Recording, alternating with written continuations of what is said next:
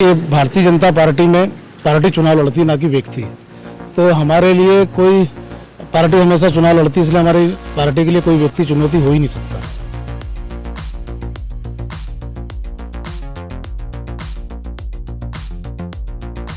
अगर भारतीय जनता पार्टी ने और या उज्जैन की जनता ने मुझे अगर महापौर पद के लिए चुनेंगे और चुनेंगे ही, तो मैं केवल उनकी भारतीय इस पद पे ही रह करके कार्य करूँगा। मैं इसलिए महापौर नहीं बनना चाहता कि बनने के लिए बनूं और ये बनने के बाद फिर कुछ और बनने के लिए जाऊं। मेरा उद्देश्य सेवा करना, तो मैं सेवा ही करूँगा।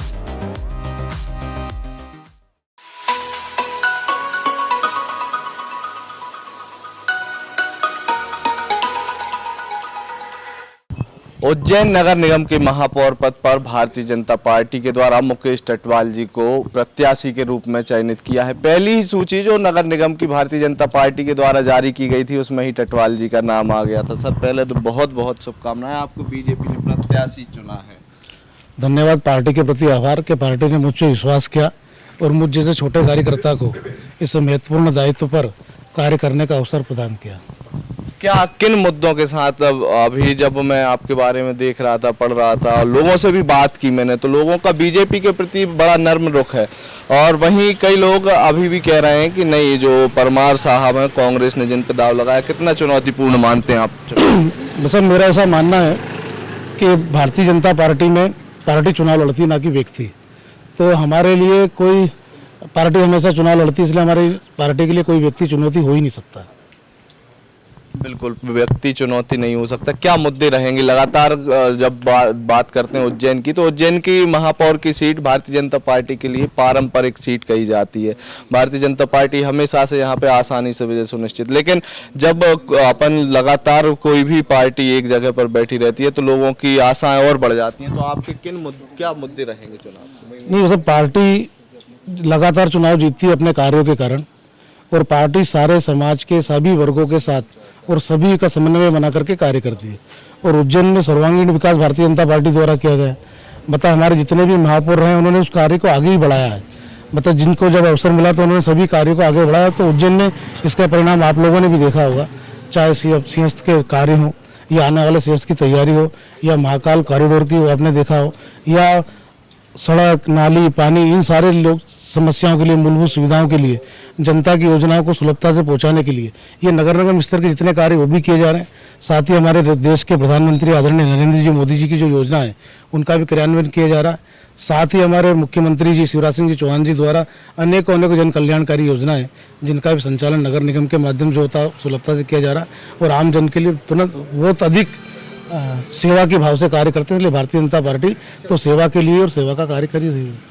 उज्जैन का नगर निगम का चुनाव, महापौर का इस बार चुनना और ज़्यादा बेहद जरूरी मान रही है जनता, कि हम सिर्फ इसलिए चुनेंगे कि आगामी दिनों में उज्जैन में सिंहस्थ है वर्ष 2028 में, तो सिंहस्थ को लेके महापौर से लोगों की ज़्यादा उम्मीदें हैं। तो आपका क्या विशेष कोई अभी तक आपने सोच के रखा है कि मैं इन कार्यों पर फोकस करूँगा? मैंने भी सोचा है वैसा, लेकिन आपको पता है कि भारतीय जनता पार्टी अपने जो हमारा पार्टी का घोषणा पत्र होगा, एजेंडा होगा, और भारतीय जनता पार्टी की जो हमारी नीति है उसके अनुरूप कार्य करेंगे। लेकिन मैं आपको यकीन दिलाता हूं कि भारतीय जनता पार्टी ने जो मुझे अवसर दिया है, और हम कार्यकर्ताओं के माध्यम से, हमारे सारे जनप्रतिनिधियों के साथ, हमारे मुख्यमंत्री जी के नेतृत्व में, जैसी उनकी मंशा है कि तीनों लोगों से न्यारी नगरी उज्जैन को बनाएंगे, और मैं आपको यकीन दिलाता हूँ कि उसके लिए सारे कार्य करेंगे। और उज्जैन में आने वाला व्यक्ति, श्रद्धालु, क्योंकि धार्मिक क्षेत्र है, धार्मिक पर्यटन स्थल के रूप में इसको विकसित करेंगे, और उज्जैन में जो भी आएगा तो उसको अनुभूति होगी कि मैं उज्जैन में हूँ। बिल्कुल भाई। तो आखिरी सवाल मैं ये जानना चाहूँगा कि अभी रास्ते में कल जब हम उज्जैन की जनता से बात कर रहे थे, तो किसी ने कहा कि वैसे ही तो कांग्रेस के पास गिने चुने विधायक हैं, जो विधायक बचे भी हैं उनमें से भी अब वो महापौर बनाए दे रहे हैं, तो कांग्रेस के पास बचेगा क्या? तो आप कितना मतलब देखते हैं इसको, कितना सहज है, या कांग्रेस की क्या कहना चाहेंगे? बस अब मेरा इस विषय में तो नहीं कहना कि कांग्रेस की पार्टी का निर्णय कांग्रेस के लोग करें, लेकिन मेरा ऐसा कहना कि जो भी दायित्व अपने को मिला है, अगर मान लो मेरे को पार्टी ने, जब भारतीय जनता पार्टी में मैं अनुसूचित मोर्चे का अध्यक्ष था या बजरंग दल में संयोजक था, तो मैंने जो मेरे को दायित्व मिला मैंने उसी के लिए कार्य किया। ऐसा नहीं कि यहाँ बजरंग दल में बैठ करके भारतीय जनता पार्टी के पद पाने के लिए मैंने उसको किया, या जिससे आज अगर भारतीय जनता पार्टी ने और या उज्जैन की जनता ने मुझे अगर महापौर पद के लिए चुनाएंगे और चुनेंगे ही तो मैं केवल उनकी भारतीय इस पद पे ही रह करके कार्य करूँगा। मैं इसलिए महापौर नहीं बनना चाहता कि बनने के लिए बनूँ और ये बनने के बाद फिर कुछ और बनने के लिए जाऊँ। मेरा उद्देश्य सेवा करना, तो मैं सेवा ही करूँगा। ऐसा नहीं कि महापौर बनने के बाद मैं कुछ और बनने के लिए काम करूँ। तो ये कांग्रेस और भारतीय जनता पार्टी में अंतर है। जब आपको एक दायित्व दिया है तो उस दायित्व की आप निष्ठा से सेवा करो। मतलब जिन लोगों ने आपको जिस काम के लिए चुना वो काम अपन करें। आखिरी सवाल यही रहेगा भाई साहब कि कितना मतलब जब सूची आई तो आपको उम्मीद थी कि इस प्रकार से आपका नाम इस सूची में आ सकता है? नहीं, ऐसी मेरे को उम्मीद नहीं थी। और मैं साधारण कार्य करता हूँ तो अपना कार्य कर रहा था और कार्य करते करते अपने को जिन वरिष्ठ लोगों को कुछ मेरे को बात बतानी थी तो मैंने वो बताया था। बिल्कुल।